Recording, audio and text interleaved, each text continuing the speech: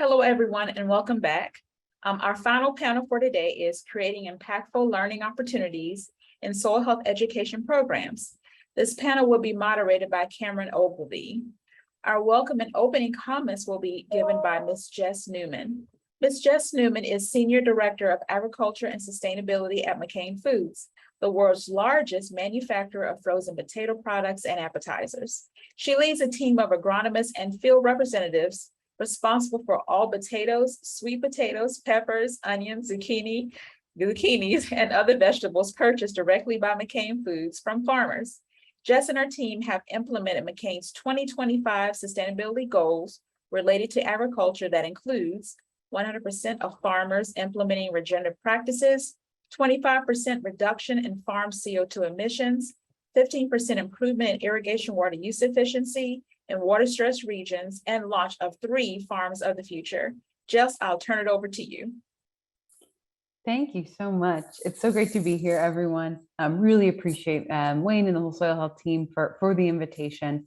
Again, I'm Jess Newman. I'm the Senior Director of Agriculture and Sustainability at McCain Foods. Why am I speaking to kick off this session? Well, McCain has been working closely with the Soil Health Institute on a grower soil health and regenerative training program this year. So I'm just going to give a brief introduction kind of about who McCain is, our goals, how soil health education fit into that, and what we've been doing with the Soil Health Institute, and then hand it over to Cam and the panel to go a lot deeper on those topics.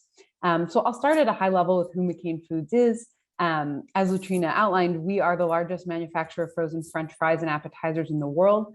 1 of 3 fries in the US is made by us. So if you're eating fries in a restaurant, at a fast food joint, if you're buying them in the frozen aisle, you have absolutely eaten a McCain product. We're a family business. We're a proudly owned Canadian family business started by the McCain brothers on a potato farm 65 years ago in New Brunswick. Agriculture is part of who we are. It's in our DNA.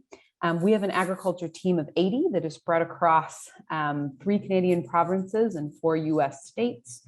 We're sourcing all the crops directly from growers that were listed out there: potatoes, sweet potatoes, jalapeno peppers, zucchini, sweet corn. Leave it to say that we play in the specialty crop realm where there is very little playbook on what soil health looks like for each of those crops, especially crops with pretty intensive tillage requirements. We work roughly with around 300 growers directly, and our team is made up of field reps and agronomists, breeders, et cetera, kind of the full gamut of support for our grower base. McCain's regenerative commitments are to support 100% of our acres and going to regenerative by 2030. And I'll say more about what that means in a second. Launching 3 farms of the future, so full rotation, commercial scale pilot farms on the regenerative side that will be fully owned by McCain. And then driving a 25% reduction in scope 3 emissions from potato farming and storage, which is a tough one because about half of our carbon footprint from the field level work we've done through the Cool Farm tool comes from fertilizer. So a tough one to address. So when we launched our regenerative commitment 2 years ago, the first question we got was, well, how are you going to measure that? How are you defining a regenerative potato acre? Which is a great question. And so in June of this year, we launched our regenerative framework, which basically defines what a regenerative potato acre is at a beginner, master, and then expert level.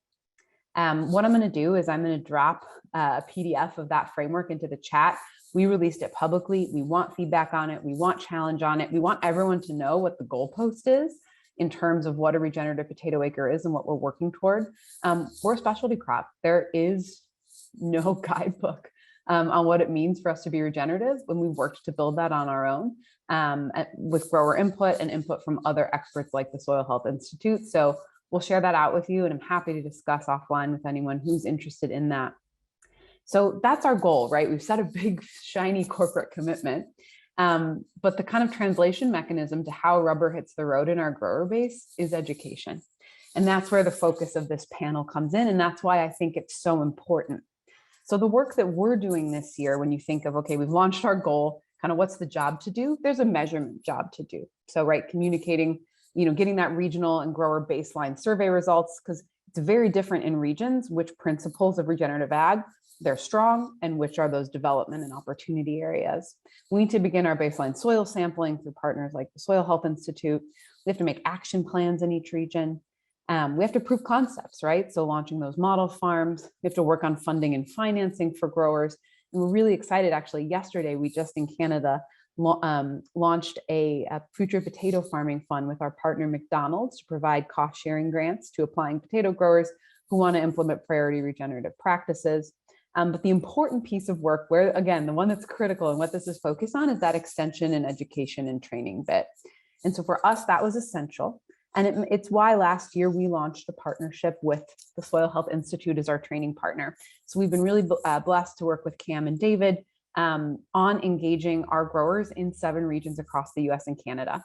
So tactically, what kind of work were we doing together? So there were listening sessions to start with, right? Because there's kind of 2 audiences when you're thinking about driving regenerative or soil health into your grower base. There's your staff, right? And often for them, this isn't a muscle that gets flexed often, right? A lot of our regenerative and sustainability or soil health commitments are relatively new, right? And so making sure that your staff are feeling comfortable, that they're able to be advocates is really important. And then there's, of course, the growers as the other audience. So those listening sessions were so important to establish our starting point, right? What myths were we dealing with? Where was everyone's level of understanding? What were the important topics to hit? That really was the baseline of everything we did. We then went into a 5-series virtual soil health and regenerative ag basics training. This was during the kind of more serious COVID days. But that was really to get the fundamentals down, both for our staff and for our growers.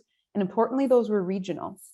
So all the Maine growers and staff were together on one, all the New Brunswick growers, all the Alberta growers, all the Wisconsin growers in their own training, with grower champions, growers who've done a lot of these practices, speaking on panels, speaking to locally place-based relevant examples, which we know were so important. We went into a series of grower soil health roundtables, in-person meetings in Canada, where we get our whole grower base together, brainstorm on the challenges they're facing and how soil health could address those. We've done some training with staff around soil sampling, understanding what a healthy soil looks like in the field, especially a field where frequent tillage is occurring. We've done a number of grower field days in Canada, so working with a grower who's advanced on regenerative ag and has healthy soils, and bringing the rest of our grower base there for hands-on learning events. And then also really working on Soil Health Institute has supported us in developing templates around regional action planning. So that's the nuts and bolts of what our McCain Soil Health Institute partnership looked like.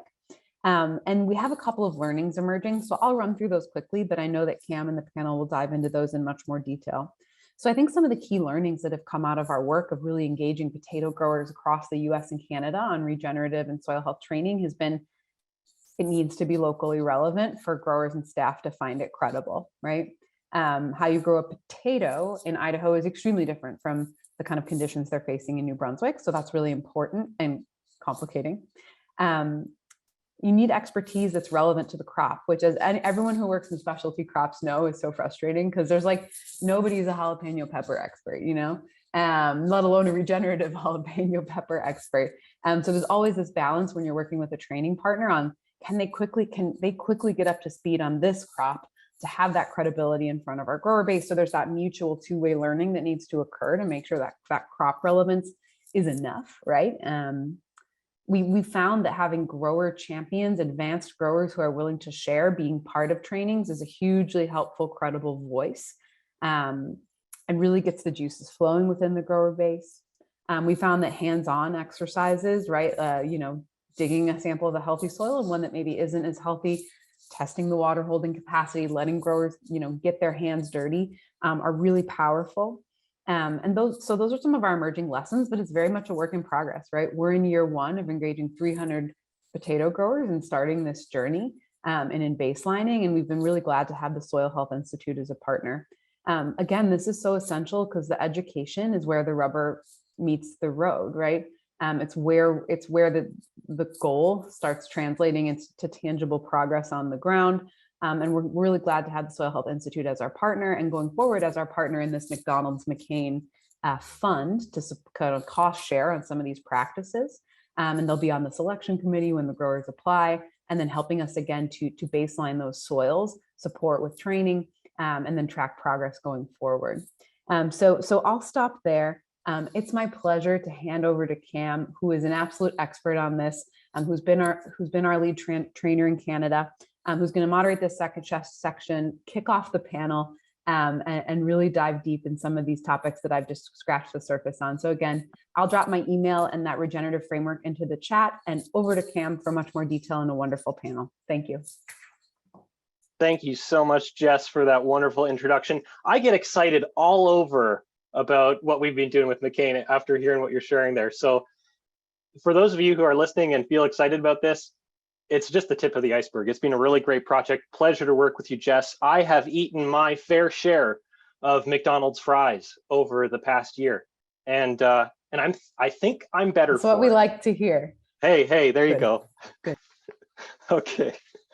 All right. So before I introduce our panelists, I just want to set up this conversation which we're having this afternoon about creating impactful learning opportunities in soil health education programs. This morning, our scientists went through excellent presentations about the rigor that has gone into these measurements, which we are recommending to be able to monitor soil health on the landscape at scale. It was amazing. I just loved going through those presentations. All of that hinges on the assumption that there are changes happening on the landscape at scale, which we can measure. And this brings up this huge conversation of what goes into change happening on the landscape. Part of it is behavior change and decision change and management change. Yesterday, we had great conversations about changes that need to take place in the markets, in supply chains. So there's research that needs to go back into this as we continue to learn about soil and understand the influence of these practices on the soil. At some point, we need to have a conversation about how we can change the way we think about soil, the way we think about soil health, understand it, and how our understanding of it influences our practices and the decisions which get made. So I am very pleased to introduce our panel to you all for this afternoon. First of all, Jennifer Doelman is an independent Ontario certified crop advisor with a nutrient management specialty and teaches cropping systems at Algonquin College's agribusiness program in Eastern Ontario. Jen and her husband Mike farm 1,100 acres in the Upper Ottawa Valley and are both active participants in the Ontario Soil Network, a farmer-led peer network that allows for collaboration, informal mentorship, and troubleshooting among soil stewards in Ontario. Dr. Maja Krzic is a soil scientist, a passionate teacher, associate professor, and a top-ranked instructor in the Faculty of Land and Food Systems at the University of British Columbia. She is founder of the Virtual Soil Science Learning Resources Group, a collaborative teaching program among Canadian scientists, students, and multimedia experts focused on developing open access soil science education resources. And finally, Dr. Rob Myers is the Regional Director of Extension Programs for the USDA North Central Region Sustainable Agriculture Research and Education Program, the SARE program. He also serves as Director for the Center, of the Center for Regenerative Agriculture at the University of Missouri.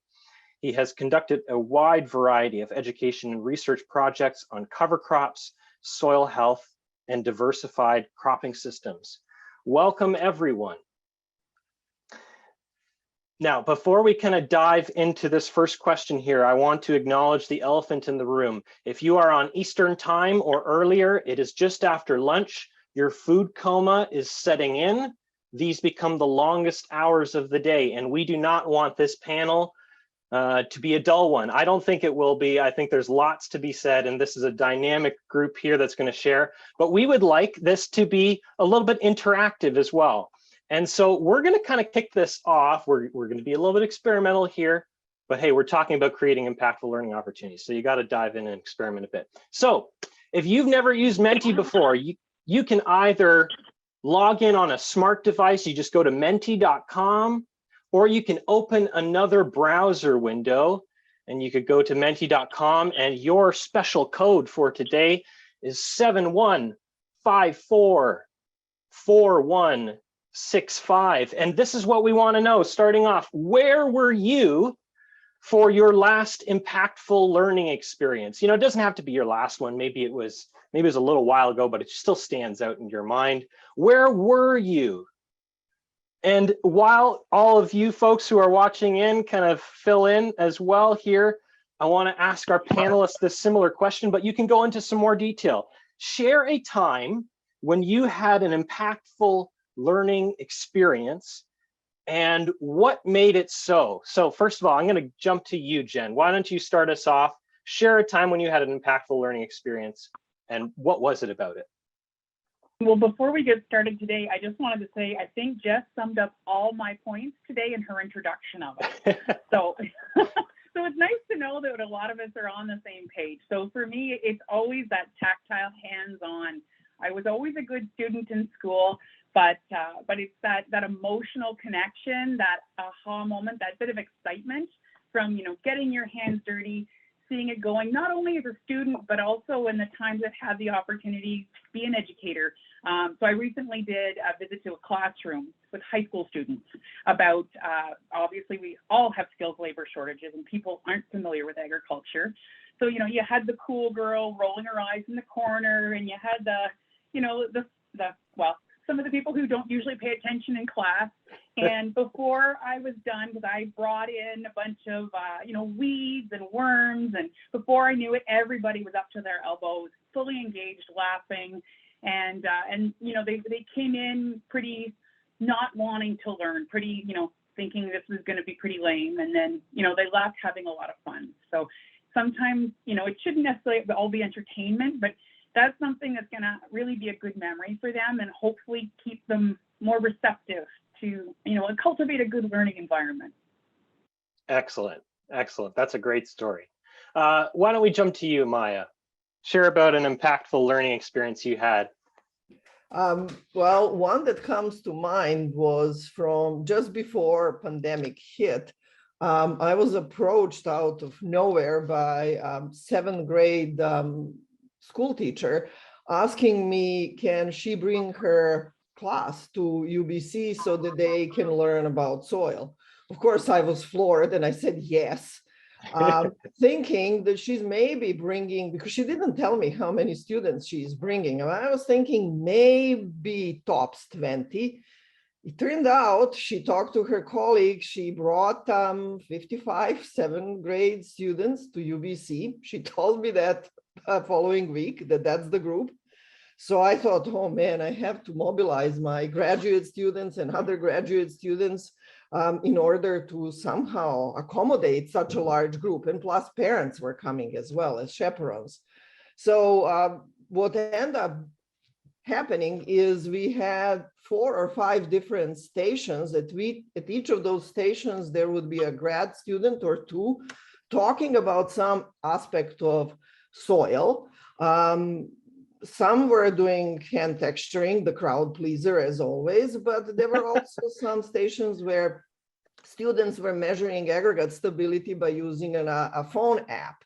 So there were also stations where they learned about digital soil mapping and use of drones in formation of those maps. So we had really everything from hands-on, playing with soil, using modern technology, and it was a blast. And it was a blast because I just had to stand back and look at my students transfer their knowledge and their excitement about soil to these young kids and their parents that never really thought about soil as something that somebody studies, that matters, because these are urban kids. So that was really wonderful. Then pandemic hit and we never really got around replicating that, but hopefully we will. Yes, for sure. Yeah, when anybody finds a secret to doing hand texturing in a virtual environment, feel free to pass that on. Rob, why don't you wrap us up here, an impactful learning experience that you had? Well, like a lot of the respondents to the Menti survey, for me, I think my best learning experiences when it comes to cover crops and soil health have been in the field, usually on private farms, sometimes, university or ARS type locations. And one that really stands out in my mind was at the farm of an individual called Steve Groff, who's been a leader in the soil health movement for many years. He's based in southeastern Pennsylvania. And for a while, Steve was doing annual field days where he would bring in people to see not only what he was doing commercially on his farm, but he would set up on-farm strip trials working with some university colleagues from University of Maryland and Penn State. And that particular year that's sticking in my mind, this is from about 7 years ago, he had arranged for a variety of equipment demonstrations as well. So they were showing cover crops being seeded, for example, into standing corn. They had cover crops being seeded with a combine right after harvest. They had a grazing demonstration. So lots of different active demonstrations, examples of root growth of different cover crops. So there were a lot of ways to really see and observe in action some different approaches and then talk about the implications of it. And they had a variety of speakers as well. So I think those situations where we can be able to see practices in action or maybe do some hands-on activities in the field are definitely great learning opportunities. So thanks. Wonderful. Wonderful. I'm going to plug in one of my own learning experiences to this conversation as well. One of mine happened in a lecture hall, actually at a Tri-Societies meeting in Baltimore a number of years back. There was a late career researcher who was receiving an award, and he was a breeder. And after going through a wonderful presentation on all of the amazing achievements that he had accomplished, he mentioned that what he felt was his greatest contribution were the students that he trained, the people that he trained to be able to take on his work and carry it forward. As a millennial, as a classic millennial who wants to have an impact on the world, I'd been thinking very much about, what are my hands going to do? And hearing that story changed me to think about not just what can my hands do, but what can I do to help raise up other hands and train and equip other hands to continue to do the work. And so the work multiplies. And so that really changed the way that I approach soil health education. It changed, I have 2 kids now. I like the idea of training up, other little me's in the world. Maybe some of you are a little bit concerned about that, but I love the idea of that. So anyways, just a little bit of an anecdote from my standpoint. I think it's really interesting looking at these results here, and you folks can comment on this too, but this says to me that impactful learning experiences can happen in a variety of different environments. Would you agree with that, Jen? Absolutely. Yeah. Yeah, I think there's also different learning styles. So, what works for one person isn't necessarily going to work for another. And Cam, you said you had little ones. I know mine didn't sleep. So what you can actually absorb is also based on what else is going on in your life. So, right. Having a lecture hall experience in the middle of harvest, not so good for farmers, for example. Right. Great point. Maya, Rob, I'll open up to you if you have any other comments you want to just make on the results that came in here. But well, as somebody who works in academia, and academia is full of classes that are happening in lecture halls, even though soil science classes also happen in lecture halls, and I do lecture in lecture halls because I have a large 300 student class on Introduction to Soil Science. Those settings are definitely a challenge to get students excited. And we are, most of us who are educators are aware of those. But that's something that academic institutions do have to keep in mind regarding moving forward. Is that the best model? Is that what we should continue doing? Are there other ways? We know there are other ways, but how to implement these other ways? for sure. Rob, anything to add from your end? Well, when we think of a lecture hall, I suspect why that's not very popular answer there is the passive nature of it, right? And so we've all heard about active learning. And one of the essential ideas behind active learning is that we need to have a question in our mind that we're seeking to answer. So that is more likely to happen in a field environment. So if we're doing a workshop, I and my staff were just doing some cover crop workshops across the state of Missouri the last couple of weeks. And, it's a time of year where it was a little harder to be out. Well, we couldn't see cover crops in the field in July. So, we had to do some things in the classroom. We did do some demonstrations with rainfall simulators and some other soils demonstrations. But I think the key I found in working with farmers is they need to be able to get their questions answered when they're thinking about adopting a new soil health practice. So to me, that works best on a field tour where they can kind of mingle with other farmers and experts and maybe informally have a chance to react to something they're seeing in the field and ask that question that's in their mind. If it's a workshop setting, we've got to structure those in a way that they have a chance to ask that. So maybe it's happening during break or a meal. We like to use a lot of farmer panels in the latter part of our workshops because we find then that those questions come forward. And I have just experienced that if we want a farmer to adopt a new practice, if they don't have a chance to ask that question or questions in their mind about how is this going to work for me, what's going to be things I have to avoid as problems, they're probably not going to adopt that practice. So that's a part of what we need to think about in structuring our education programs. Great points there from all three of you. Hey, on the topic of getting your questions answered, there is a Q&A tab. I want to remind you about that. I know we've got a couple questions coming in already, but if you've got questions for these panelists as we go throughout, feel free to drop those in there, and we'll kind of I'll try to check on that every now and then, and we can try and incorporate those into the discussion. And we're going to leave some time for those at the end as well. All right. Okay. So we've got this title, Creating Impactful Learning Opportunities in Soil Health Education Programs. There's a lot to unpack in there. And at the risk of maybe getting into some semantics, I think it's important to be able to talk about what we mean by impact, what we mean by education.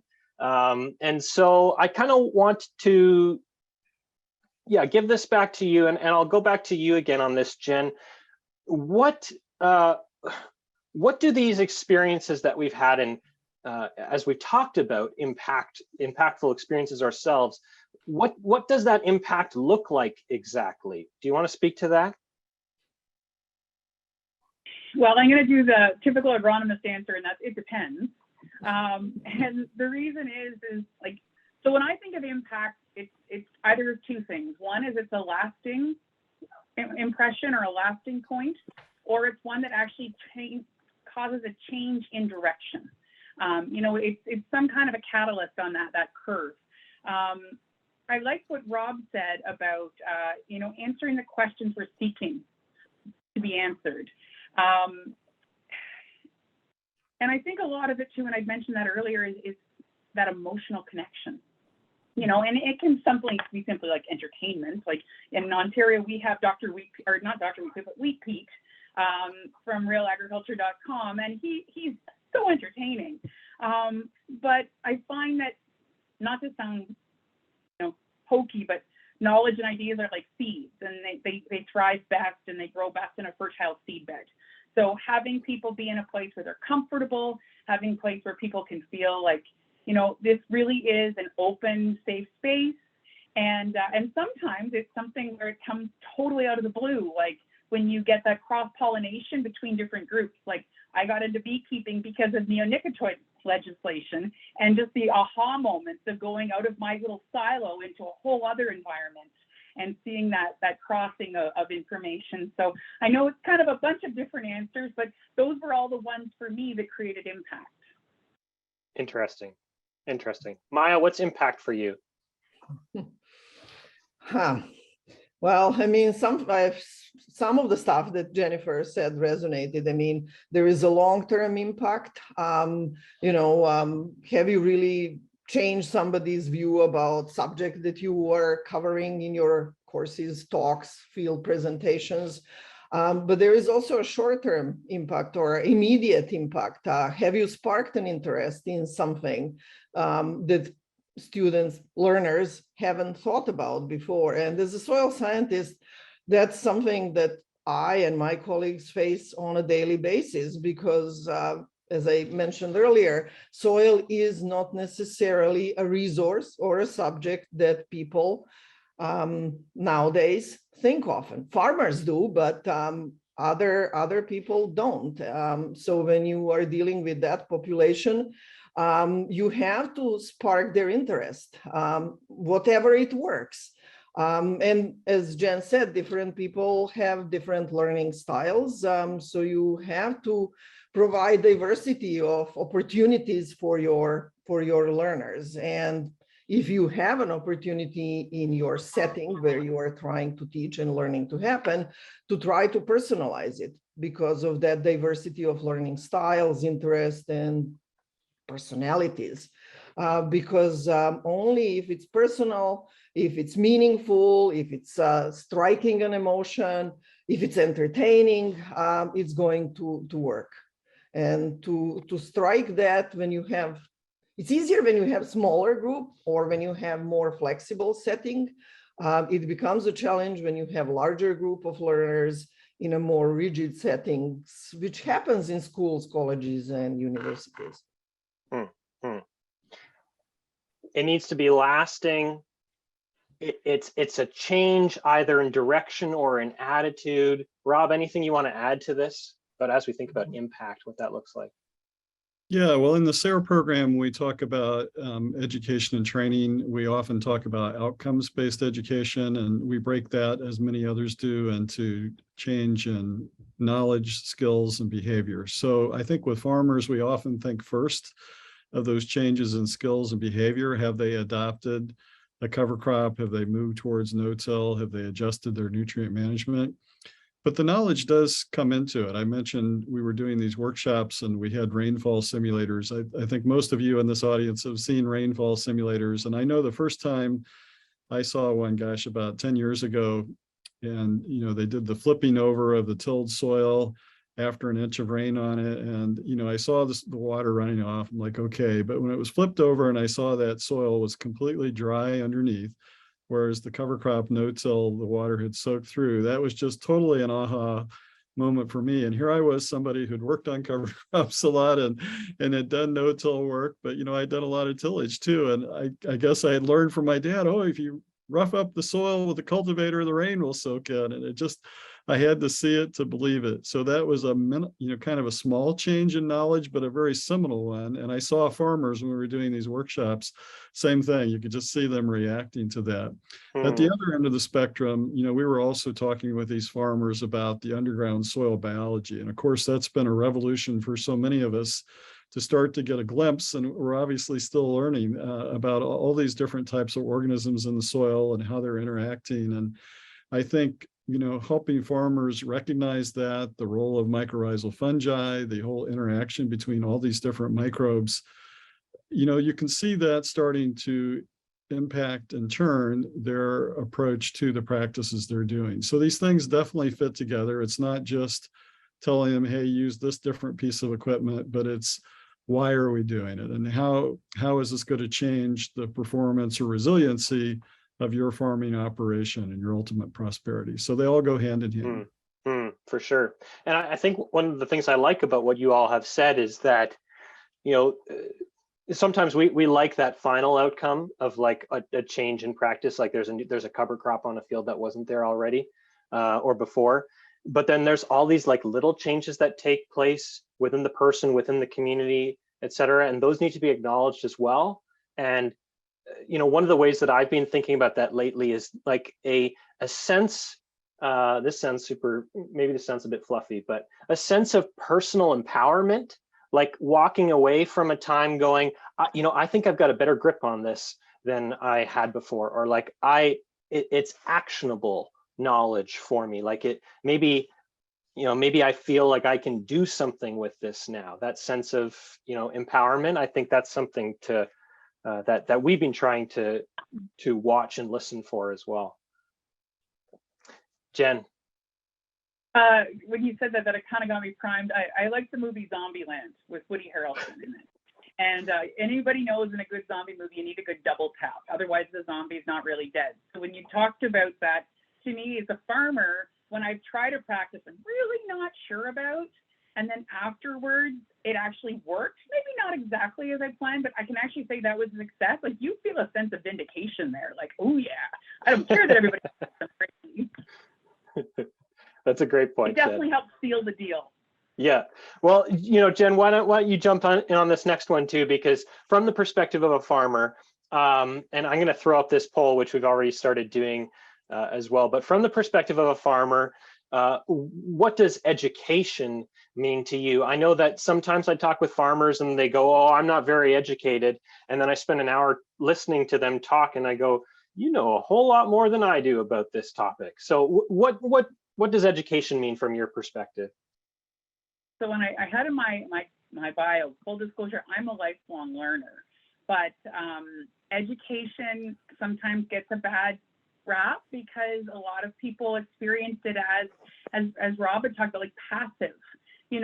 I remember in university, like questioning my props with things that we were trying at home, and at the time they were like, no, that's ridiculous. But now those same props are actually like offering that up, but it's just I'd had the luxury of seeing things in person.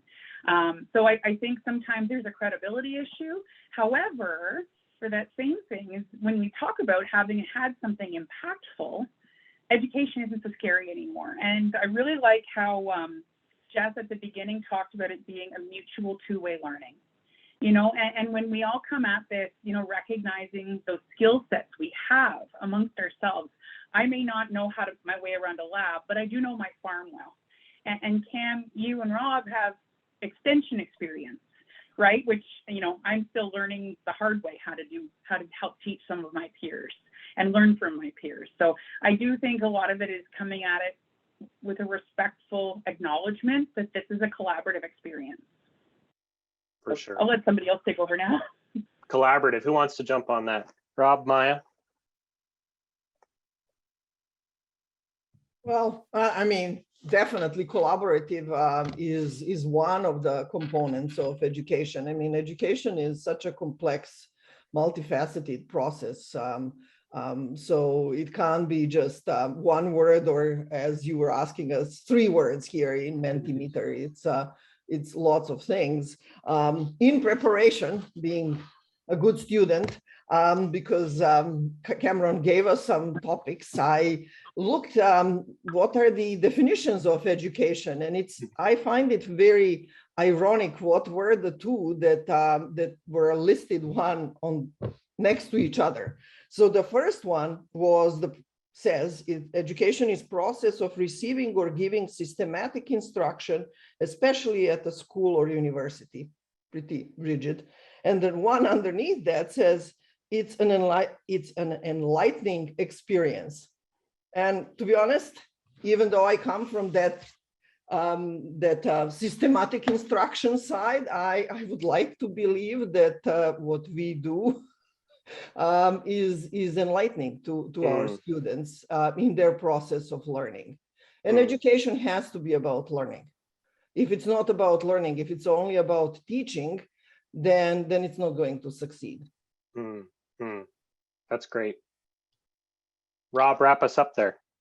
Well, I think just picking up on what Maja said. So, sometimes in education, especially when we think of basic education, we think of facts, right? Let's if we're teaching somebody about the piano, let's start by teaching them what the C note is and, how hard you press the key. But ultimately, what we want them to do is to be able to convert music on a page into something that both hands are doing simultaneously, and you're not even really thinking about what your individual fingers are doing, right? You've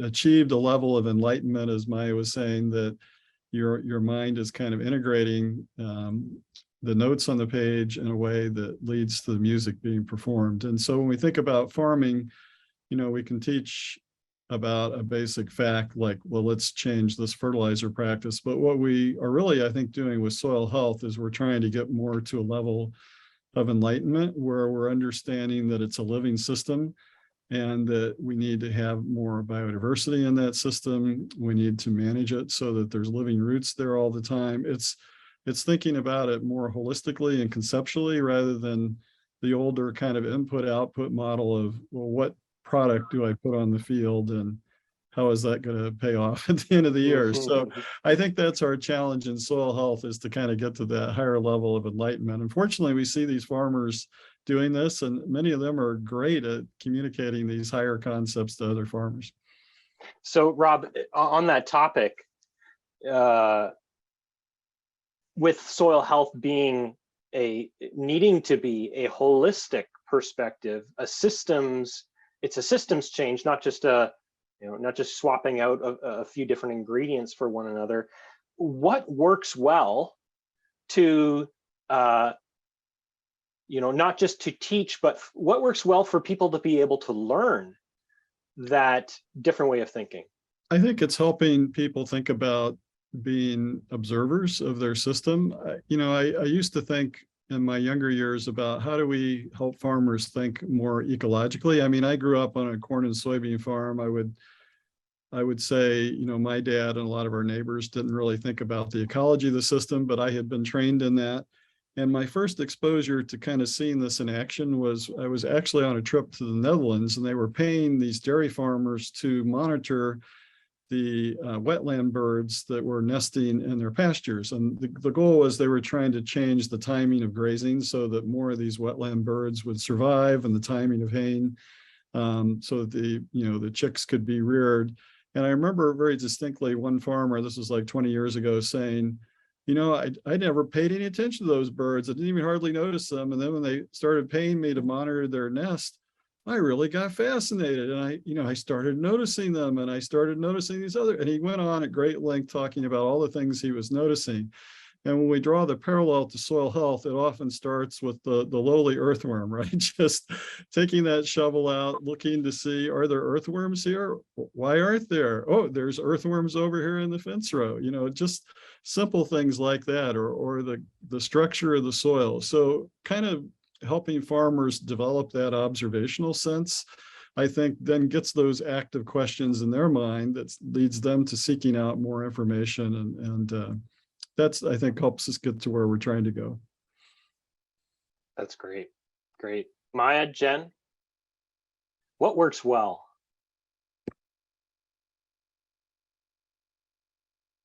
I agree with what Rob had said there, and I just kind of wanted to add in a little note there too, because farmers, like we're not a homogenous mix ourselves either.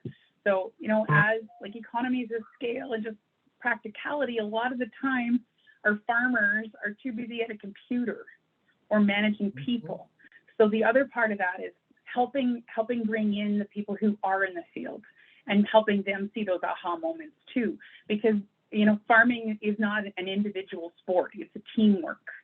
So it in terms of what works well, is the other part is I know for myself, for the years when I used to manage a farm supply business, trying to get my operators to come to an education day was like, I may as well put bamboo shoots under their fingernails for what I was asking. So bite-sized portions with aha moments like that impact. What works well is feed them, let them see one or two things, and then let them have a good chat on the way home. Nice. Maja? I totally agree with what's being said. And since I come from the side of trying to train people who will go, hopefully, to work with farmers and communicate with farmers, communication, knowing what would work. And I was also thinking food. Food always works for students, works for anybody else.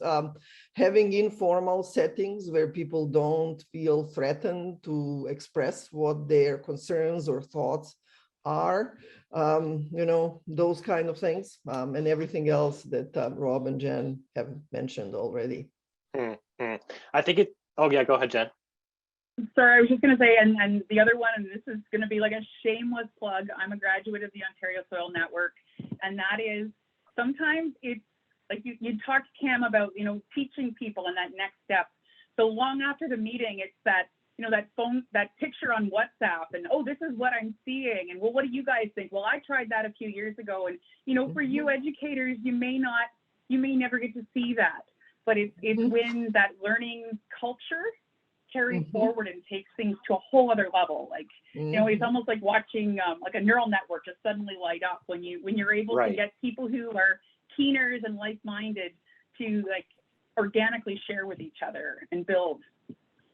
Right, for sure. Well, and to your point there, Jen, Rob, you mentioned earlier the idea of just being aware and observing the things that you're seeing around you. And I think one of the interesting things about observation is, like, we usually think that that's the realm that researchers work in, this observational world. And I think there's a tremendous opportunity, and I think the science supports this. There's a tremendous opportunity for researchers, not for their whole program necessarily to have to go this direction, but to start collaborating and engaging with the stakeholders that their research is relevant to, so that your stakeholders can be involved in the observation process with you.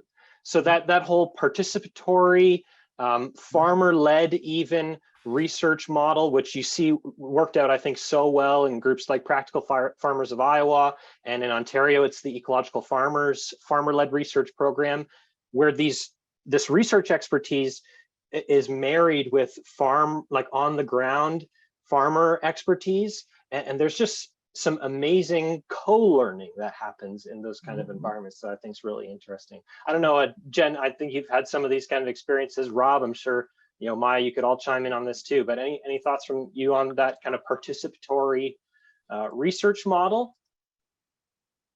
Oh, hands down, it's the best.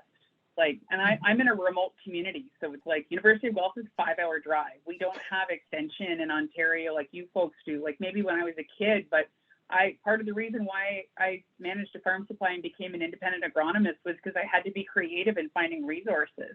And that is the neat thing about today. It's like we're beaming in from different countries, all coming together with common goals. So I think it's been a game changer for us, but you just can't beat, like, I think for us, one of the biggest aha moments was, it was a few years ago, and I didn't get a chance to go, but the number of people I've heard talk about it is they did a big compaction workshop.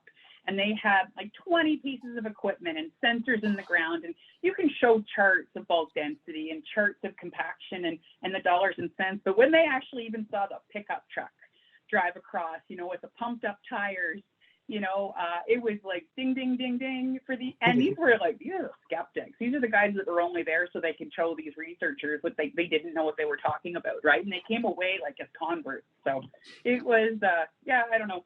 When you have those moments, it's great to share it because then we can build on it. Maja, as a researcher, do you want to add anything to that?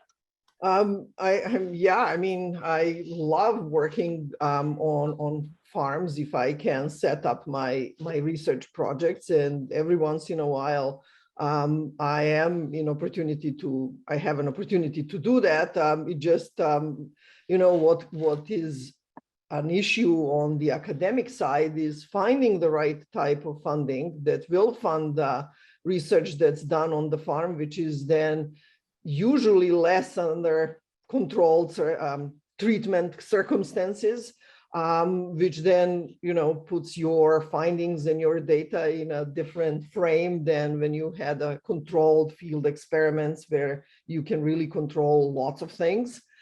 Even though in those settings you can't control everything like weather, but it's still much, much more riskier to go to operational farms. But at the same time, in terms of learning for students, either undergraduate or graduate who are involved in those projects, it's a much richer learning experience because they collaborate and they talk to farmers, and then they know that their findings are then directly applicable to a real person, not just, you know, it goes to a journal of such and such, and maybe somebody will read it or not. And even if they read it, who knows what they think of it. This way, you know what farmer thinks of, you know, your measurement and what you found. So it's definitely exciting to set them up and have them, but there are other issues that are not necessarily always in academic settings looked at favorably. Right. Yeah, no, you shouldn't look at it with rose-colored glasses necessarily. Know what you're getting into. Yeah. Rob, anything to add to that? Well, I think just picking up on Jen's comment earlier about collaborative learning, there's no question that any of us as humans learn better when we can talk things through with someone else, regardless of who they are. And it's one thing to kind of just sit and ponder and reflect. That's helpful as well. But, we tend to think and learn while we're verbalizing as well through conversation. And so I think when I'm structuring education programs, how do we create those interactions? We talked about field tours as being one way.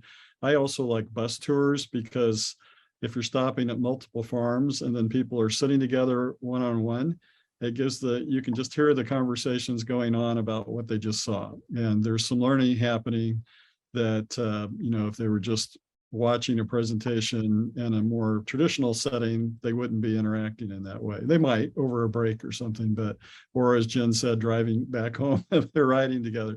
So, we need to think about that actively in our education programs. How do we structure that time for people to talk to each other about what they're hearing and seeing? For sure. So, even as you've kind of talked about the conversations that happen in the truck on the way home, and as we think about the theme for this annual meeting, which is scaling up, that is change that is happening on a very micro scale, like 2 or 3 people in a truck, and we shouldn't discount the importance of the change that can take place in those very micro settings. All of you have been involved in organizations and initiatives that operate at different scales. And so I'm just wondering if you can each share a little bit about kind of the area that you've been, the network or the scale that you've been connected to over the past number of years. And, why might we choose one approach to scaling? Maja, I'll go first to you in the case of creating incredible online educational learning tools. Why might we choose the online environment? What are the pros to that approach as opposed to some of these other approaches? So Maja, let's go first to you on that. Yeah, even though I created that whole network with numerous online teaching tools, which started long before the pandemic, I started on that path out of my own personal necessity. I was hired at the time when soil science department at University of British Columbia was on its way out. And I knew that in foreseeable future, I will not get any colleagues. So I was looking left and right at my institution, and I didn't really see many colleagues there. So I basically, wanting to collaborate and have my own community of people who understand what soil science is, I first looked throughout the province of British Columbia, found some colleagues at different institutions, and not just academic, but also provincial and federal, that had stations in British Columbia. And I started collaborating with them on projects, on topics that I knew I am not good at, hoping that I can capture in some video footage material that my students can use that I can't teach properly just because of my background. And that idea basically caught on. Then we expanded to other parts of Canada. And that's how the network was created. It was never created as an idea that it will replace, but supplement the real life in-person learning and interaction and engagement. It just serves as a supplement to other ways of learning.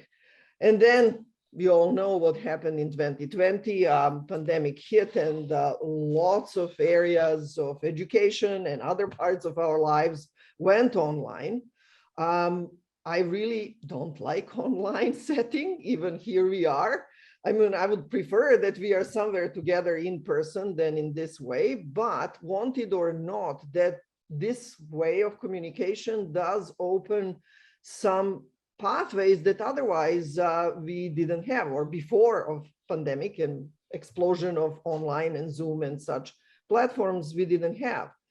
So like with everything else, I think online tools, platforms, resources, whatever you want to name them, do have opportunity and they do serve a role, but I wouldn't just want that to become the norm.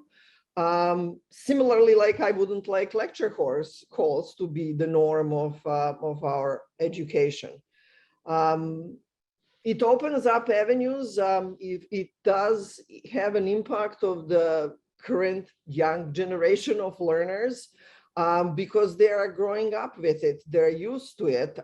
If you want to get that generation of learners excited, online tools, whatever they might be, depending on your learning objective, might be the way to start and continue occasionally using when you do lure them into the field, to look at the soil or crops or insects or whatever else is the focus of your teaching and learning.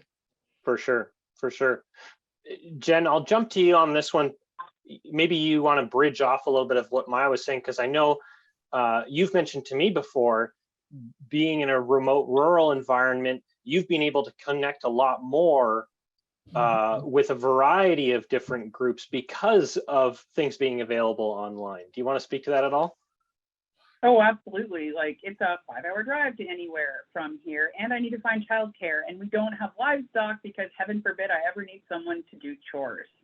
So yeah, like, but it also means now that maybe, what was it, 2020 proved to everybody that that meeting could have been an email, right? Like, that's kind of the running joke. So if we're going to have people come to a conference, if we're going to have someone of either of these wonderful doctors' caliber at the front of the room, we want something that is going to allow to be interactive, not just a bunch of seats with people listening.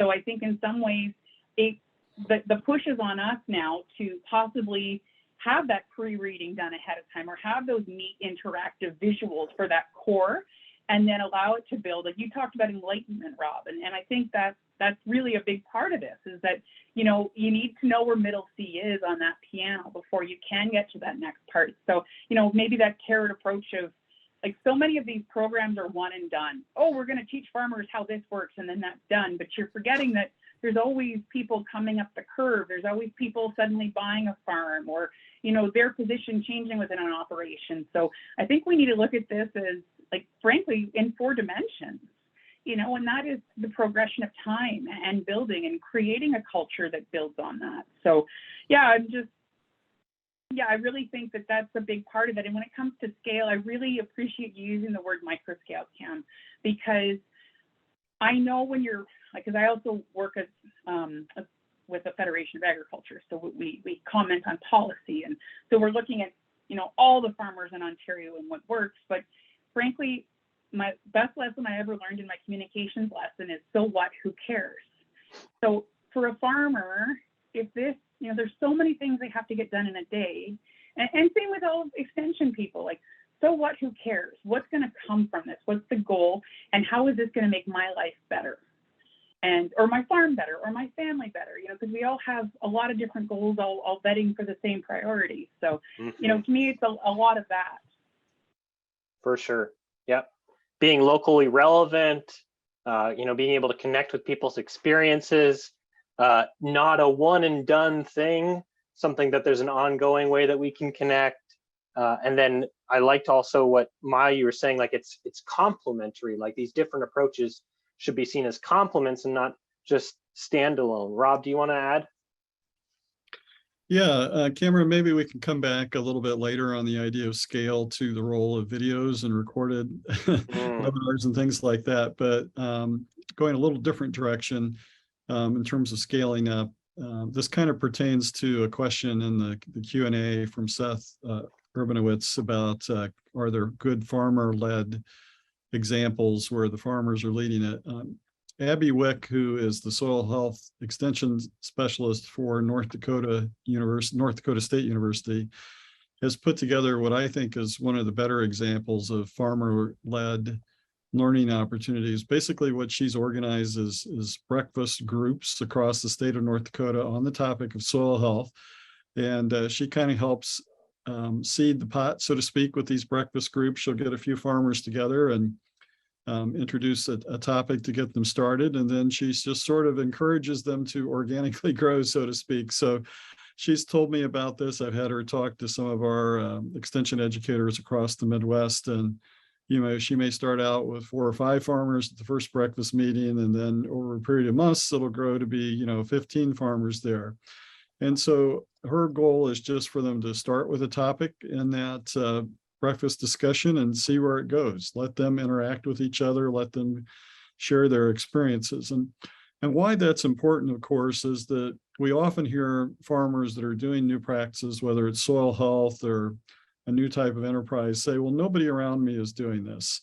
They can't talk to the neighbor next door to gain any insight into what they're trying to do. And they may feel kind of isolated, and it makes them a little more cautious about moving forward with the things they're interested in.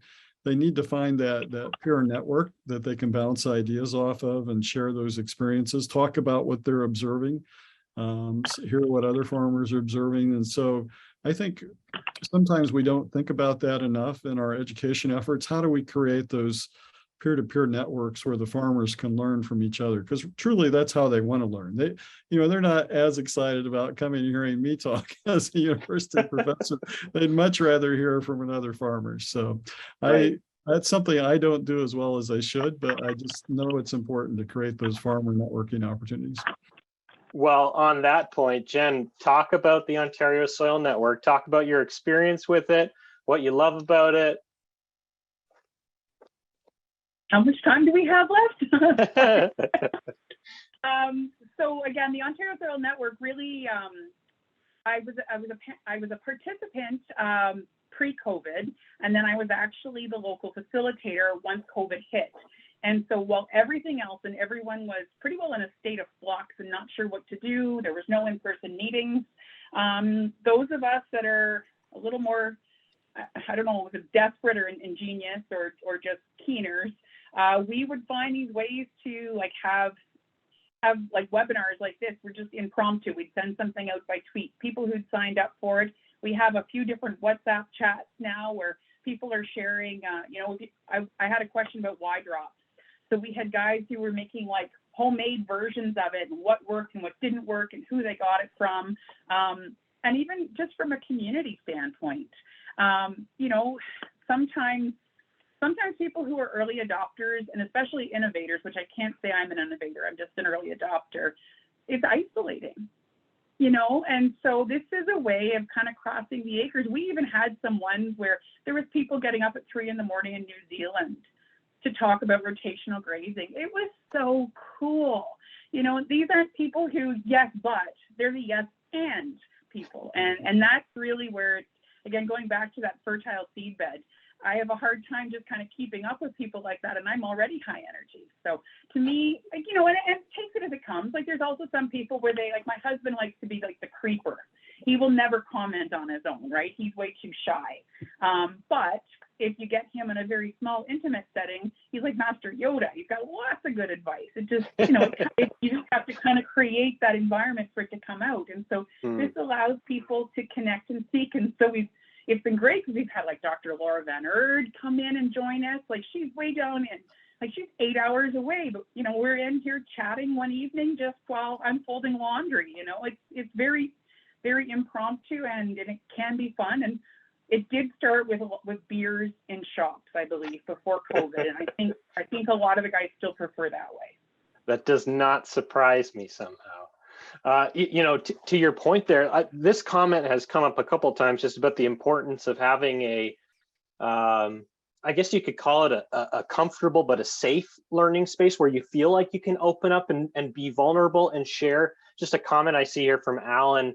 Another consideration for farmers, they generally want to do what's best for the land, but when they're heavily stressed with the day-to-day life, they're not only the CEO of the business, they also market their product, they negotiate with landlords, bankers, ag retailers, so on and so forth. Change is not easy to make without risk, and there's already all these other risks that you're managing that's going on. And so, gosh, what an important role for us who are involved in educational programs and soil health is to recognize the stresses that the people we are engaging with are under, and to be able to create a space where people can come and be free and not feel like they have to be on the edge, not feel like they're being judged, but where they can open up. I know that's one of the great things about the Soil Network, which actually before it was the Soil Network, it was Cover Crops Anonymous, which I think speaks very, very appropriately to this environment of trust that we need to build, this network of trust where people can come and, you know, hi, I'm so-and-so, and I've been getting into cover crops. Hi, so-and-so, you know? So also to another point that Alan made is that we need to be able to talk about the failures too. You know, Rob, I'm sure you could speak to this, like growers, the meetings where you've seen, you know, growers being able to be put front and center to be able to talk about their experiences. How valuable have you seen in those moments it is for farmers to be able to share about what went wrong, as well as the things that go right? I think farmers enjoy hearing about other farmers' failures, right? So because it makes them feel I'm not the only one that's having trouble. Right. And I think, you know, they all love talking about equipment, or most of them do, you know, so, you know, how did this piece of equipment not work and what did you have to do to fix it, that sort of thing. So yeah, there's no question that we don't need to hide the failures or the challenges that arise and just make everything look all sunny and rosy and perfect and no problems whatsoever to try this practice. So that has to be part of it, and encouraging farmers that we are having speak to just openly and honestly share some of those challenges they've had. I think one thing that has struck me in listening to farmers over the years is many of them will talk about that they had an experience. You know, when someone will say, well, did you think that was successful? And they'll say, well, I had an experience, you know, so it was part of their journey to get to where they wanted to go. It maybe did not work the way they expected, but, you know, it was a learning experience. And so we all need to keep that in mind, that, you know, the failures can help our path as well as the successes. Excellent. Excellent. Speaking of failures can be part of our path to success, I want to, in these kind of final minutes, and then we've got a bunch of questions coming in, which I'd love to get to in just a moment, but kind of in these final minutes of just going through these questions that I've got here, let's think a little bit innovatively about soil health education programs. You know, maybe put ourselves out on the limb. We've got another one of these questions on Menti. Do you have any new and engaging ideas that you are thinking, you know, I want to give this a try? If you're an educator, or you're remotely connected to education programs, soil health education programs in some way, or maybe you're a grower and you've watched some education programs snowball, and you think, hey, I think this could have been done, or you've got some new ideas that you've attended another meeting and you thought this was just so good, I have to share it. What are your new, engaging, maybe your crazy ideas that you'd love to try out sometime to make an educational program more engaging, more experiential? Maja, why don't we start with you? Well, I mean, I've been giving my students real life data in my 4th year course. That's not perfect. And that don't have the complete answer to them, and challenging students with that kind of stuff, as opposed to here is a polished data set that leads to this expected outcome. Something that's messy, that involves group work, that has a purpose that's directly applicable and relevant for somebody in real life. Those are examples of general educational approaches that I would like to continue to pursue with my undergraduate students. I mean, graduate students, it's easier to put them in those situations, but undergrads, we don't challenge them enough. So I'm really actually looking forward to see what other people are going to say here. Yeah, for sure. While some of these responses are coming, why don't we go, Jen, any new crazy ideas that you think would be worth trying? I wish I had some great answers for you, but a lot of this is, literally hold my beer and watch this moment. Is sometimes you just throw everything at the wall to see what sticks, because I don't have formal education training in extension, which, sometimes I think I should have gone back for it. But on the other hand, finding those ways, anytime I do go to meetings and I actually see people engaged, I really stand back and watch. What is it that the guys who usually are quiet with their arms crossed have them suddenly speaking up? And again, to me, a lot of that is allowing for that vulnerability. Sometimes it's simply having a quiet place where they can come and talk to, people like Dr. Rob or Dr. Maja there afterwards. It may seem like it's only small, but that's going to be where they're percolating and they're thinking on it. So I guess in some ways, just creating opportunities for connection. And then again, the soil you're undies, you can't go wrong with that. Like my 4-Hers, they just love doing that. And even just the general public getting engaged, you can't go wrong with good visuals. Yeah. Right. Rob, how about you? Well, we've mentioned a number of things today, and I just want to reemphasize, I think anything we can do to create opportunities for farmers to be able to interact and ask other farmers their questions is critical. But having said that, I mentioned we did these cover crop workshops across the state of Missouri in the last couple of weeks, and we had about 150 people total for the 4 workshops we did. So a good turnout.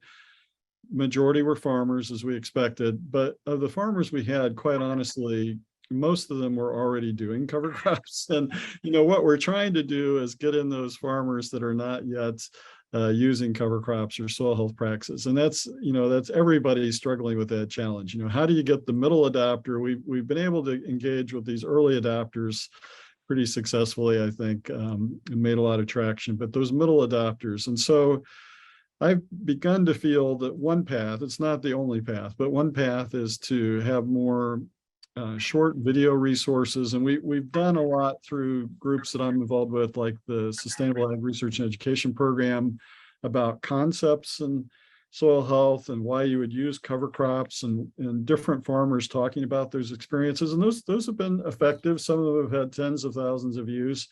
But where I'm wanting to go next myself is more into the how-to videos, because I think all of us as a society are increasingly, when we want to know how to do something, we're looking up a short how-to video, right? Whether it's replacing a faucet or fixing some other part. And, from a knowledge and change in behavior standpoint, a 5-minute how-to video may not be enough to really change behavior, but it may get them starting to ask that active question in their mind that leads them to watch some other videos, and then eventually get to the point where they're like, I really do need to learn more. I'm going to go to that field day, or I'm going to go to that workshop. So, and we know we can reach a lot of people through these, again, tens of thousands, hundreds of thousands, if they're well done and publicized correctly. So that's something we're going to start doing more of in the programs I'm involved with, is more how-to videos. They'll be short, but there are people can watch a series of them, quickly get to some of the things they want to know. And, we know farmers do this with their auto steer tractors. They like to sit and watch videos while they're driving that tractor. They may be waiting in line at the grain elevator to dump grain and watching a video. So I just think we've got to reach people where they're at, obviously. I think that's a really interesting idea, Rob, of how you're thinking about videos and just online resources in general, is they can maybe be the beginning stages of people finding further engagement. I like that idea that, in that sense, they are very complementary. They're starting that whole process of engagement. That's cool. Maja, do you have anything you want to add to that? Like, I'm sure to some degree your online resources have been a part of students even coming into your programs. Yes, I think it has part to it. I mean, one aspect, there are so many things to mention, but one aspect that these of the scale and impact and reaching out, when you do have online resources and how to do videos, could be, some of my videos are like that, and that's really a good way to go, because again, new generation of learners is looking for that. They're not going to read manuals. Majority of them will not. They will look for videos, how to do things, whatever that might be. But one thing that hasn't been mentioned and that online resources are bringing in is reaching out to people that are in remote places like Jen, or really far away places where you can't really, with best of your intentions, send your students to learn about those ecosystems. For example, we developed for our soil management course, which, by the way, is completely focused on the concept of soil health. We developed a couple of cases from, one is from South Africa, one is now going to be from Kenya. We have another one from northern part of Vancouver Island. So those are locations, maybe Vancouver Island, theoretically I could send my students to, but I can't send them to Kenya or South Africa. But they get a data set with all the background information on the ecosystem where data came from. They also get the narrative from the experts on the ground. And thanks to good old email, they can even communicate with people who actually collected those data and who are familiar with the issues that they observe in their ecosystem. So that really opens up possibilities for learning, and also collaboration with your colleagues in different parts of the world that we really didn't have before, an opportunity to engage our students with. So that's something that hasn't been mentioned yet. I think that's really interesting. I think for those of you who did not see that it was added to the chat, the link to these online resources that Maya's talking about is in the chat there. I'm interested to go and look up. I think I might have seen one of the videos from somebody in South Africa, but I wasn't familiar with the Kenya one yet. So Kenya is under development. We are just under development. It's not there yet. Okay, very cool. Well, we'll be looking for it. I want to make a quick plug for a resource that that I and my colleagues tapped into this year. It's a book called The Climate Change Playbook. Now, it's a book about 22 systems thinking games for more effective communication about climate change. Now, as you get from the title and the subtitle, it is focused on climate change. But I think if you focus on the fact that it's 22 systems thinking games, and as we've talked about the fact that soil health, it needs to take a holistic systems approach.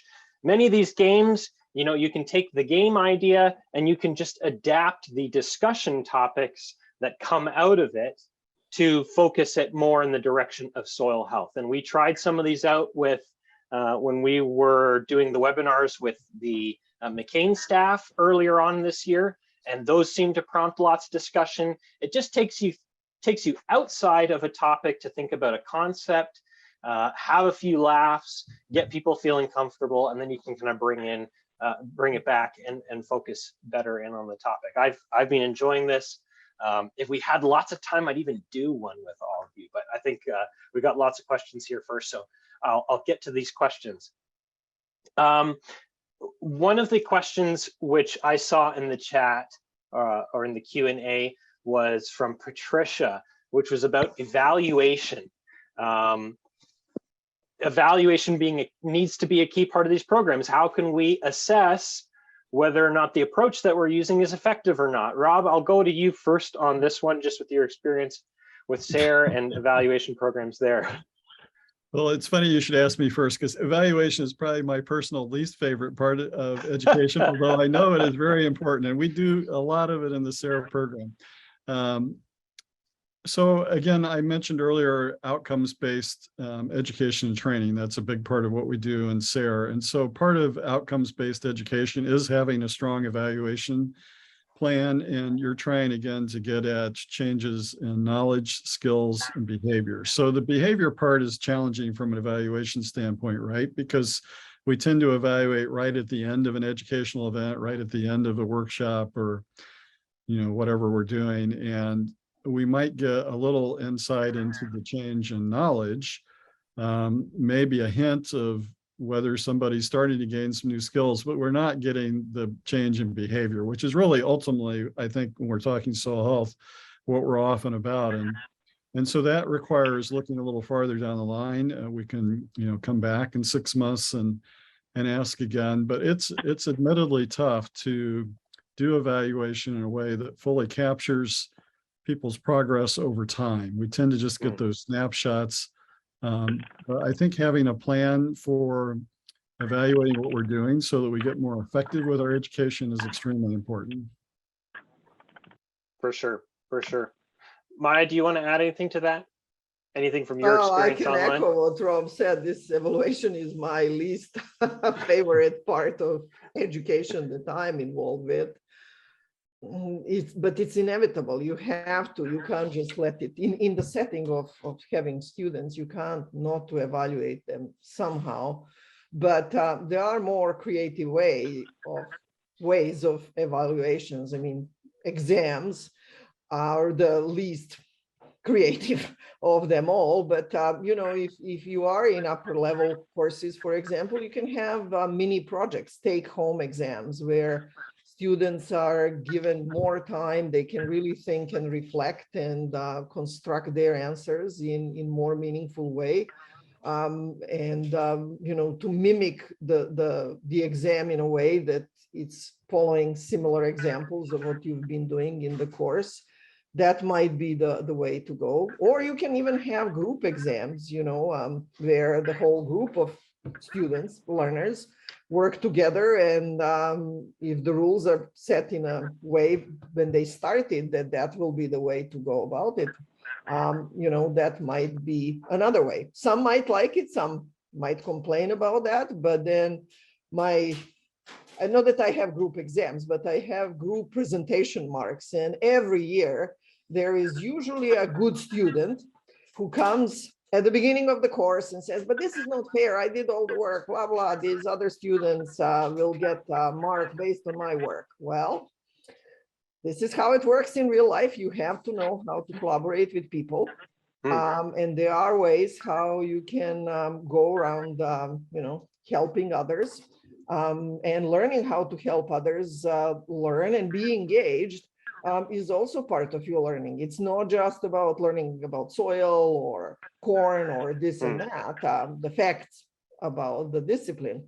There are these other things that we also learn that become useful for real life. Yeah, for sure. Jen, I don't know if you have any comments on engagement or on evaluation. Anything you want to add? Well, I guess it depends on your perspective, because when I hear evaluation, to me, it's like after a meeting, what went well and what didn't, not right. How do we evaluate the uptake of the information. So for me, is I guess some of it is that, like, at least with farmers, is like there's only so many people who actually fill out an evaluation, right? So I think a lot of this is it ties back to the so what, who cares, is letting people feel that they actually have buy-in and they actually do contribute on feedback. And again, maybe that's where that intimate connection, or just plain old simple, like Rob, you talked about, in Holland, the farmers were paid to observe. Like in some ways, in many of the things we come to, everybody in the room is getting paid except for the farmer to be there, right? And I'm not necessarily saying, we should be subsidizing it, but at the same time, like, farmers have a lot to lose by making these choices and these changes, right? And just even going to a day is already a risk, right? Especially because you're coming home and you have to convince your father or your uncle, or maybe there is a female in the workplace too, but you have to convince the people back home. You're up in the heretic once you come back from, and you're all excited, but then you have that, you think it should be begun to go against the glacier that is, the ecosystem or the culture back home. So for me is that, if you want to get a true evaluation, you need to be able to value that feedback from that person too. It's not just that, the token thing you need to do for your grant money. That's great, Jen. And I think it touches on a really important part of evaluation that I've learned in my career so far, is that you do need to ask that, so what, who cares about evaluations too. From the perspective of people putting on educational programs, oftentimes evaluations, we only think about the beneficiary being people that we're applying to for funding. Like, how do we justify that the programs that we're doing are actually having impact? But you bring up a really important point, which is how do these evaluations actually benefit the farmer? Like, how does us collecting this information actually make its way back tangibly to being a benefit to the farmer? And farmers, have to fill out so many surveys about so many things and surrender so much data and so much information. And what do they really get back from that? I think it's an important question to think, how could we modify the questions that we ask in our evaluations, so that they don't just have benefits for us, but they have benefits to the farmers. I don't know if you have any ideas about how to make that more practical, Jen, but. Well, and the other part of that too is, do you want the answer from the person who has a lot of free time, or do you want the answer from the person who runs a lot of acres? And maybe it's both and maybe it's neither. But so I've got a girlfriend who has a sociology degree, Mel Lima. She was at the Soil Network, and like, there's stuff I don't even think about. And she comes in, it's like, in some ways, I think this is where like the soil ecosystem needs to maybe talk to the TikTok content developers and talk to the sociologists. And maybe for you folks in extension, this is common sense. But for, I know a lot of us at the very base level, it was like mind blown. Like, oh my God, there's more than just the simple 1 to 10. There's other ways to engage people. And then getting them to check their own cognitive biases, so the next time they come back, they are enlightened, right? So to me is that, in some ways, I think it's maybe we need to get out of some bad habits in how we do some of this. Can I just add to that? I mean, not that I ever worked with such a scale farmer that Jen is, but I did work with urban farmers who were engaged with my students in my 4th year undergraduate course. And one way how we bridged what students do and what they did was evaluated, and then how that became applicable to these urban farmers with community gardens that they had. Students went to a particular garden, collected the information there. We ran the lab analysis, but then students were asked as the part of their output or evaluated task to write recommendations based on the information that they gathered, and then presented that information depending how they wanted it, these urban farmers, either in oral presentation or in a pamphlet. We determined the format in advance, and that was actually the product that then we as instructors evaluated. So it is possible to ask students to create products that then somebody in real life is actually going to use. Benefit from. Yeah. Excellent. One of the other questions which I saw coming up in the chat was, when somebody experiences a failure, how do you encourage them to keep trying? Any thoughts on that? That's the $1 million question, eh? Yeah, Jen. Well, I have lots of experience in failures. We did talk about, that collaborative environment. The other thing is what is it? Whenever you're teaching someone karate, you teach them how to fall first, right? Is that how do you do those controlled dives? The horror stories we've all heard of is the guy who decided that he was going to go all organic, and he was going to change all the acreage at once. And then 2 years later, things aren't so good on the operation. So it's like I think the key here is progress, not perfection. Start small. And just like when you go to Vegas, you only use what you can afford to lose, right? Is that, start small and then move. And there's always going to be a reason. Like it's, I guess in one thing, failure gets easier the more you do it. The first few times are terrifying. And as long as, you've got a comfort zone, we have a budget for on-farm research and on-farm idiocity. And my husband's a very patient man because I always like to try things. But at the same time, when you stand back and you look at everything you've done, yes, there's been a lot of things, but each time you're doing it a little bit differently. And then again, when you have people, those wonderful people like Woody Van Arkel, I think he was the cover crop anonymous guy, And he's no problem sharing. This is how I failed. This is what I did the next time. I failed again, and this is what I did the next time. Mark Brock is a farmer in Western Ontario, and he did a Nuffield scholarship, and it was all about like collaboration between farmers, and a lot of it simply came down to perception of risk. People fear far more what they have to lose, and they always overestimate that than seeing what they can gain. So when it comes to these failures, it sometimes just be like, failure, unless you're skydiving, usually isn't fatal, right? So, you know, having a plan for that controlled fall and minimizing it. And sometimes it's putting that new test on the back road. I used to work in agribusiness, so when there was a big epic boo-boo, I would joke, you just got to take the competitor signs and put them in the field. You know, there's ways to have some fun with this.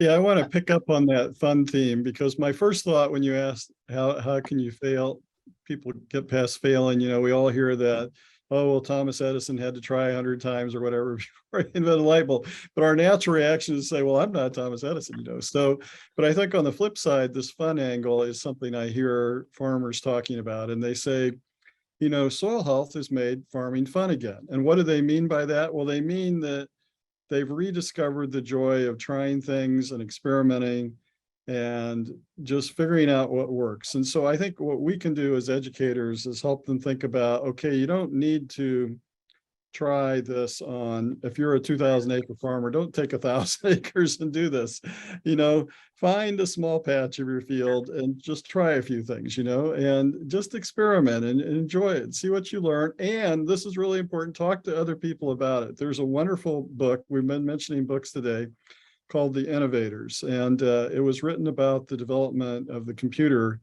industry. And one of the takeaways is, you know, everybody that worked in developing computers had their failures. That was very common. But the ones that ultimately helped the computers evolve and develop to be what they are today were people that did collaborate and share their successes and failures. And there were really good examples in the book about people who were brilliant and made progress, but they worked alone or nearly alone, and their work ended up dying. Like there was a really excellent early computer that was developed at Iowa State, and the man, you know, developed it, kind of worked alone, and it ended up stored in a basement laboratory and eventually got rated for parts. And, you know, it never went anywhere because he wasn't collaborating with anyone. And so Walter Isaacson wrote the book. He's former managing editor of Times and has written biographies of a lot of people like Steve Jobs and Benjamin Franklin and Einstein. And he did a wonderful job talking about how in going through successes and failures, we need to be sharing that with other people so that we can learn together and ultimately progress farther forward. Yeah, that's great. Yeah, collaboration is such a key part to that. I think one of the topics that I've even been thinking about in my approach to education is like thinking about myself as a coach, that and particularly not an advisor, but a coach. You need advisors for some things, but I think having somebody there who can be with you when you try out something new, when it doesn't go the way that you were hoping it would go, and then someone who is going to be able to ask the right questions so that you can learn what you needed to learn from that experience, and someone who can encourage you to help you try it again. I think that, you know, taking a coaching role, realizing that the knowledge, the skills already exist within that individual, already exist within that grower, and you just need to be there, you know, kind of as a midwife to like let all of that come out, let all those realizations come out and help with that process. I think that's really important. Yeah, Maja. I just want to build from what you just said, because I was thinking of an example that involves coach, but it also involves you know, an athlete like Michael Phelps. Michael Phelps wasn't a Michael Phelps that we know when he started swimming.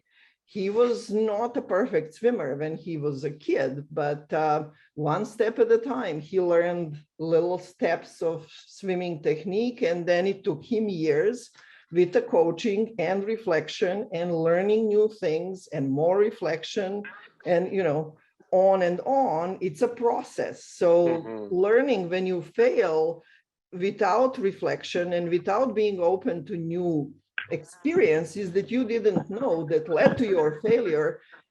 Well, I mean, if you don't want to be open, you will never learn and you will never succeed. But if you are willing to learn and adopt some new things, eventually you will succeed.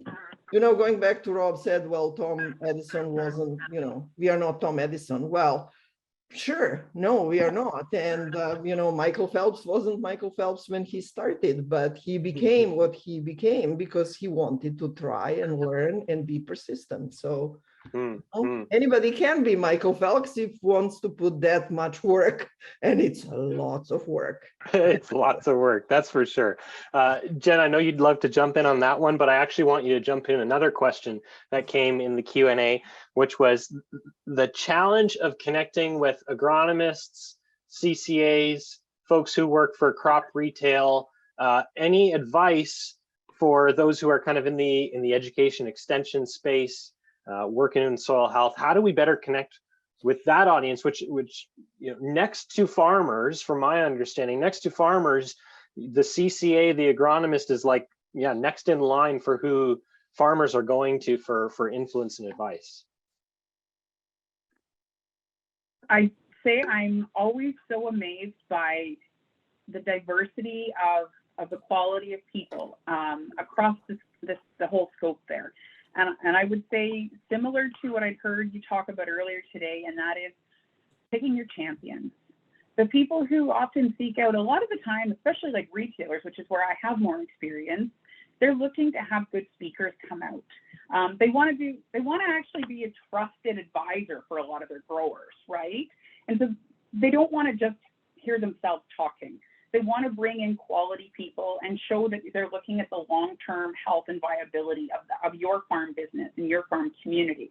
If that person's just stale and gone, they're not worth investing in your time, and frankly, probably not the farmers either. For us, when we had the farm supply business, our goal was to actually have these farmers and their children down the road as our customers, because just the sales in that year wasn't going to, it was like managing a forest. Right? You needed to be looking at the whole system and make sure it's there.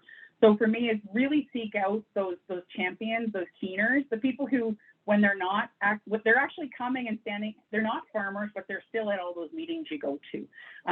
Or even just seeking out within the network. Sometimes it's just people don't ask. Just like sending out a quick note to, your local co-op, or sending out a quick note to, even the CCA conference to see if there's any opportunities coming up for collaboration. Sometimes a lot of it's amazing. I get to sit, I'm so privileged sometimes to sit in on groups like this, and people are like, does anyone have any ideas for a speaker? It's like, yes. When you it's like Wayne Gretzky. For those of you who aren't Canadian, Wayne Gretzky was a super epic hockey player. And with Wayne Gretzky, if you wanted to be where the puck was going to be, not where it was right now.